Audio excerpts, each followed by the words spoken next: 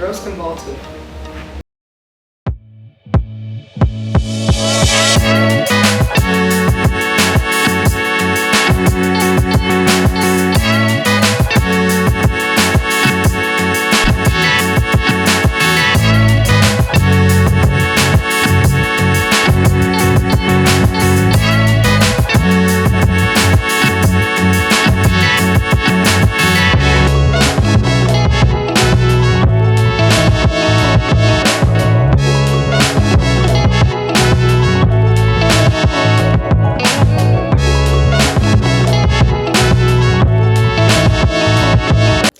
Hey everybody, I am Reni Kaiser, an alumni from Bowling Green State University, and you are listening to the Dodgettes podcast, the show that talks about dodgeball and the remarkable women who excel in this sport. Today, we're talking about the history and growth of this league with Alexis Schultz from University of Akron, who has played for 3.5 years and who just stepped into the role of the Director of Female Engagement. Congratulations on getting onto the board. First up, I would like to talk about the role of the Director of Female Engagement. Like, what are your primary responsibilities? So my main responsibilities include driving greater participation in the open division, as well as managing and overseeing anything related to the newly established women's division. And that can be anything from recruitment to content to helping organize tournaments, really anything any of the girls need or any of the new women's divisions teams need help with.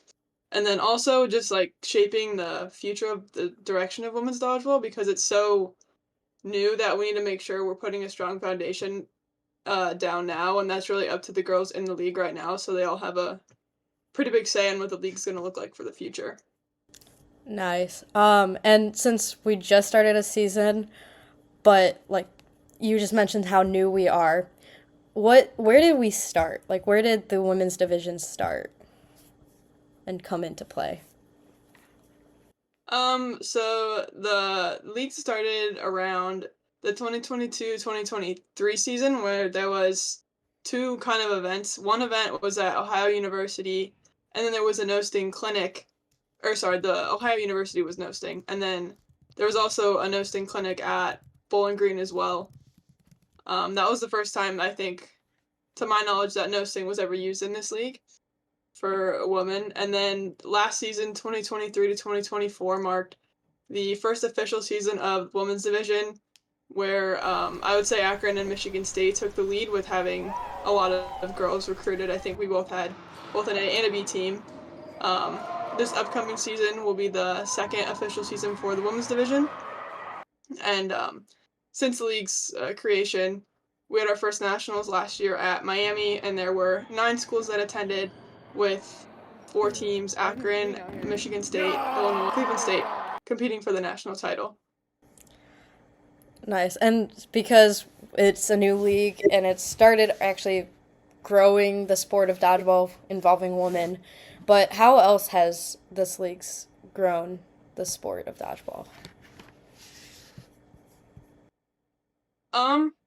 Well, since last year, so like starting the 2024-2025 season, there's been significant growth, I'd say. There's been 10 teams representing 8 schools. So right now, for a full roster, you need, well, a full roster is 6 players, but you can play with 4. And right now, there's 10 teams that have that amount, which is huge because there weren't that many last year. This includes Cleveland State, Kent, Michigan A and B, Akron A and B, Ohio University, Northern Georgia, Wisconsin Platteville, and the University of Kentucky. And then there's also 3 other schools with 3 girls who are kind of developing, and hopefully we'll have enough for nationals when the time comes, but they can also form mixed teams at nationals. That'd be Illinois, Bowling Green, and Wisconsin, Eau Claire. I'll have 3 players. So yeah, there's just been a lot more involvement, and a lot of us also play as it grows in the NCDA, they also play in the NSDA over the summer. So a lot of the girls played at, for example, nationals in last month. Even like rookies I know like Michigan State had a rookie who came to the summer league nationals, even though she wasn't on the team before then. So it's just like a good opportunity to grow the sport of dodgeball as a whole. Yeah, so I know we're looking to grow our sport, but what are you hoping to accomplish as your time in the director of female engagement position? My main goal is just to expand the visibility of women in dodgeball and like the participation as well. So really get those numbers up. One way to do this is really just increase our online presence. So right now, we're currently working on, well, but we're currently working on creating an Instagram account just for the women's division. And on here, there'll be a lot of content woman specific, so things like this, a podcast, articles, highlight clips, any stuff like that, just to try to get the word out, promote the sport even more. And there's also other platforms we can eventually do this with as well, like TikTok, stuff like that. Another one of my goals is also just to start establishing women's tournaments in every region. So right now it's very central to like Ohio, Michigan. But ideally I would like tournaments regularly held in all the regions once we grow as a league. Um, oh, and lastly, I also want to push women's participation in the open division just because that's excuse me, where a lot of us started playing, and I know that there's passion for both leagues, so I definitely want to keep that going. And ideally, I would like to see one female at least on each open division team, just because when there's one girl, it's like if another girl comes, they're so much more willing to stay, and it helps grow the league so much more and so much faster. Yeah, that would be incredible to find more women that are willing to go out, play on their open team, compete, earn a spot, which is also why I know that this league, the women's division, was actually created was to show the open side that women can play, especially if we have you, Nicole, Sky when she was playing, because she recently graduated. Catherine's still in the sport, like to show out on the open side and everything. Um, Yeah, for sure. but with like talking about your hope to accomplish in your role, where do you personally see the future of this sport? Whether it's inside NCDA or outside with NSDA, USA Dodgeball, and all the other dodgeball leagues as well. Um, well, speaking with inside the NCDA, I definitely could see the women's division growing to be as big as open, if not bigger, because with needing less people on the team, I feel like it'd be almost easier to grow quicker. But also just with how supportive all of the members of the open division have been with helping. Like I know a lot of the teams, like it's like often the guys helping run the team, which is great because it just helps the sport grow so much faster. So I definitely could see it growing very quickly to being the size of the open division. And I definitely also see both pinch and within the NCDA still, both pinch and no sting as viable options for women in the future, as there is growing passion for both formats, and each one is like has its own challenges. I would love to see growth in both divisions in the future. As a whole, like outside the NCDA, I think it would just be good in the future. I think it'll be I think there'll be like a feeder system almost where like oh you'll go to college and you'll go to like NSDA and then you go to USA or something like that. There'll be more of like a established path, I guess. So like oh once I get done here, like this is my next goal. This is where I want to make it to. This is who I want to play for kind of thing. Like what you always want to be working towards. Whereas like in the past it was like oh I'm playing NCDA. I played my eligibility and now I'm done. Like that's just it for dodgeball. So I think definitely establishing that like future path, like where you want to work towards in the future with your dodgeball ability. So Yeah, which would be great to see more NCAA females tearing it up on like Team USA. Shout out to Anna, who recently just competed overseas for a medal. Um, but yeah, I know the season has already started. We've already had one or two opportunities with that for women's tournaments. But what have those results been? And I know the results are tricky, especially if it's mixed teams that don't count for official matches.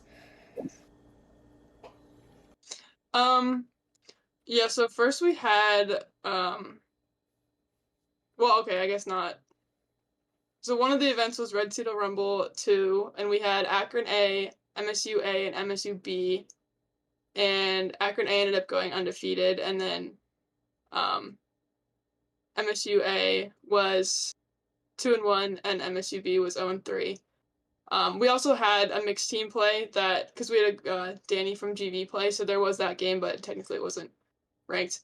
So that was the fourth game, and then we also had a lot of like no sting matches, like unofficial matches at open division tournaments, which was really neat because girls still got the opportunity to play.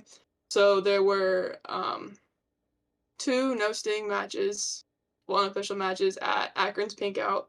Then at the Pioneer Classic 5, there was a women's no sting match as well, or it was a women's team versus a mixed team. And then actually, this is more this semester, but this next weekend actually, UWP and UIUC are doing an event at Northern Illinois University where the NIU's rugby team is joining them for their 6v6 tournament, which I think is so cool because it's just like getting them involved in something so fun, different than their usual, and then playing 2 no-sting games against the UWP women's team as well. That Um, sounds like that's gonna be fun to watch. A team that's probably never played yeah, dodgeball versus people who do, but they're athletic and powerful, especially at being a rugby team. for sure. And then we also just had, aside from NCDA, a lot of the members also participate in the NSDA, where there was nationals in Cleveland last month. So Yeah, which was a great show out to see a lot of the NCDA players come and compete, even in the showdown with who ended up participating in that, because I know a few NCDA players did. Um, but other than the director of female engagement side and what you are looking to do, um, since we've had a couple of tournaments and couple of months have passed since we've done, I would like to announce that the Women's Baller of the Month and the Women's Rookie Baller of the Month awards have been announced for September and October. And I know Holly Wheeler of UWP was winning the Women's Baller of the Month for September.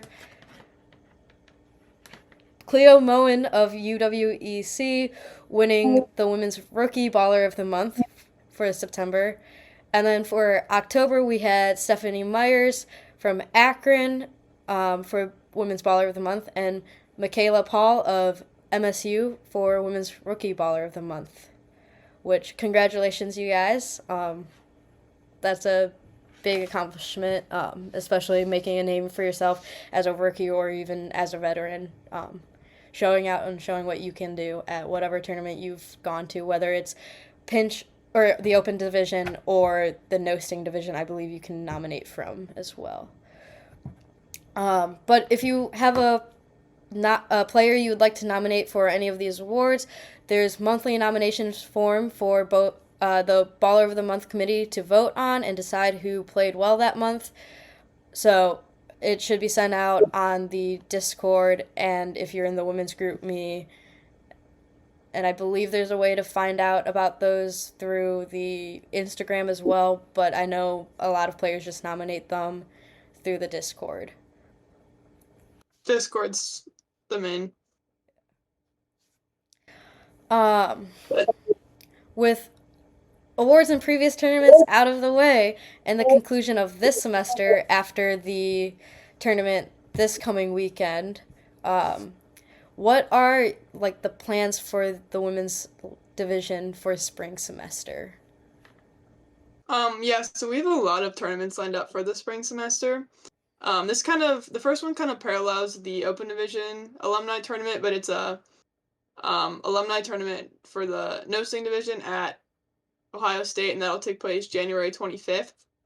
And then there's a potential. Well, we have a couple of confirmed dates, and then a couple potential ones. February 8th at the University of Illinois, and a confirmed tournament is February 23rd at Kent State University. That's the day after their pinch tournament, so that'll be a good one. Michigan State has shown interest in hosting in March as well, so look out for a tournament there. And then nationals will be April 12th, most likely at Miami. This should be confirmed very soon. But yeah, I'm looking forward to seeing what the tournaments and who ends up showing up and showing out to continue gaining experience and getting people to come watch women play dodgeball. I know some of these dates you've mentioned are Sundays. Can you elaborate on why we choose Sundays as dates occasionally? yeah, so ideally we would like Saturdays are so a Saturday is good because like it's nice to get back on a Saturday and then have the whole Sunday to rest. Like sometimes it's like, oh, I don't want to travel on a Sunday. But there are some girls too who like live far and like maybe their team is happens to be staying Saturday night, so like it's easier for them if we play Sunday because they don't want to if they play on their open division team, then it makes it a lot easier if they're already in the area to just get a hotel and play the next day because they're already there. Like because we wouldn't do the Sunday tournaments are all at the same location as the Saturday open division tournament, so it makes it easy for people who have a far drive. But there's pros and cons to both Saturday and Sunday, like a standalone tournament versus the day after. But it's good. I think it's good to have a mix of both. Yeah, I think some, depending on like how far people travel, especially if it's a pinch date or open date the day before, they tend to bring their women, especially if they can do it, as well as getting those guys to stay and watch their teammates play. I know it has been Exactly. a big issue in the past of just getting more viewership on the women. But thank you for joining. Whether you are my co-host for the rest of the year or we end up getting a couple of other people who are interested. But if you are interested and you want to help host this podcast or the other podcasts that the NCDA runs, please feel free to reach out to Alexis or myself. Um, and if you don't know how to reach us, contact the NCDA Instagram and or someone through the NCDA will be able to actually help you figure out how to reach either of us. But that is all that I have for today. Thank you for tuning in to the Dodgettes podcast, where we discuss the history, growth, potential growth, and several notable events that have transpired with the Director of Female Engagement, Alexis Schultz from University of Akron. Till we meet again, but in the meantime, we recommend engaging in enjoyable content such as videos or streams of women playing dodgeball.